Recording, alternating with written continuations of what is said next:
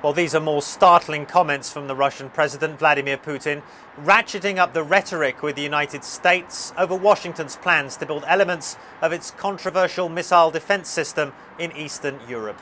Speaking at the end of a summit between European Union countries and Russia, President Putin said the plans for the missile shield could lead to a situation similar to the 1962 Cuban missile crisis, when the Soviet Union built missile bases in Cuba within striking distance of the US mainland.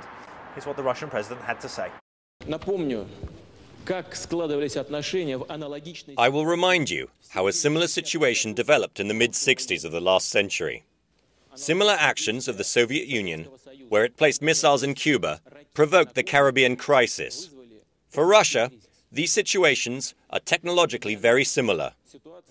Well, the comments are likely to alarm many who've been watching Russia's relationship with the United States and the West in general slowly deteriorate, especially since Vladimir Putin came to power.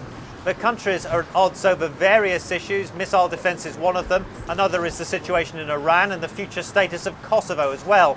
But on this occasion, the Russian president himself qualified his comments, saying the relationship between the Kremlin and Washington, despite the differences, are much better than they were during the Cold War, and that he considered President Bush, for instance, a man who he called his friend.